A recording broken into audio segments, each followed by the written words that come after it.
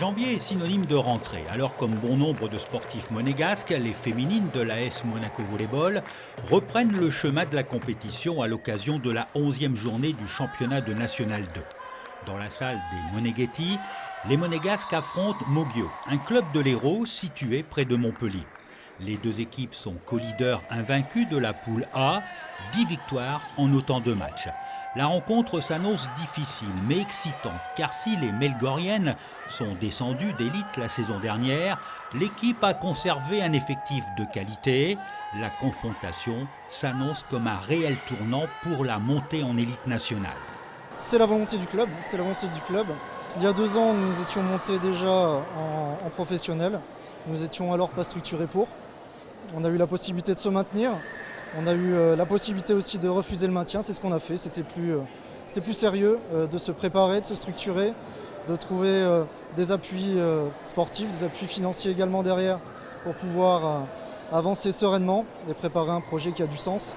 Et tout le monde est conscient de l'importance de ce rendez-vous. La rencontre est commentée sur le Facebook du club par Michael et Malik et les spectateurs répondent présents et donnent de la voix.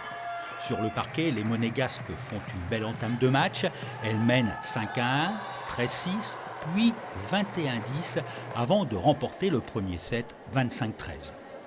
Dans le deuxième set, l'ASM reste soudée et polyvalente. Pendant la trêve de Noël, des consignes ont été données par l'entraîneur et le préparateur physique afin que l'effectif se maintienne physiquement en forme. Et ça paye.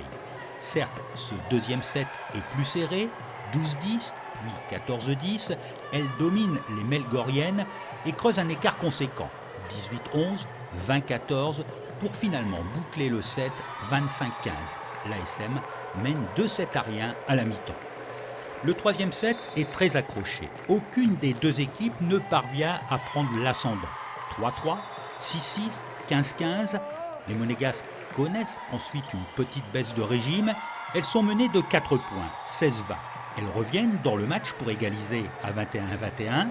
Mais il faut se rendre à l'évidence, dans cette fin de set, les Melgoriennes sont en réussite. Les volleyeuses monégasques s'inclinent dans la troisième manche 22-25. On sait que c'est la partie un peu du volley qui est un peu compliquée parce qu'on a fait le plus dur, mais en fait c'est pas vrai, c'est ce qui arrive qui est compliqué parce que les filles elles ont fait un long trajet, elles ont recommencé à prendre des repères, elles ont commencé à s'habituer à la salle, à notre jeu aussi, donc elles ont développé leur jeu. Et nous on a été un peu surprises, on a perdu un peu en agressivité, au service récep, ça s'est un peu inversé et du coup ça fait que ce set là on l'a un peu concédé sur... Tout d'abord le service récep où on a inversé la tendance, on manquait d'agressivité et après sur 2-3 points qui coûtent cher puisque c'est un 25-23 donc des points importants. Le quatrième set est une formalité pour les filles de la SM Volley. Elles prennent rapidement le large, 10-5, 15-6, 28 pour l'emporter, 25-10 avant l'explosion de joie. C'était vraiment le match à gagner et à gagner proprement en se mettant la pression au niveau de l'agressivité et en ayant confiance en notre jeu. Et du coup c'est ce qu'on a fait et ce qui prouve qu'on est prêt à passer à l'étape suivante, du coup à l'élite. Et donc c'était un match clé parce que c'est nos concurrentes directes et là on vient de prendre de l'avance sur elles qui est non négligeable et même au niveau mental.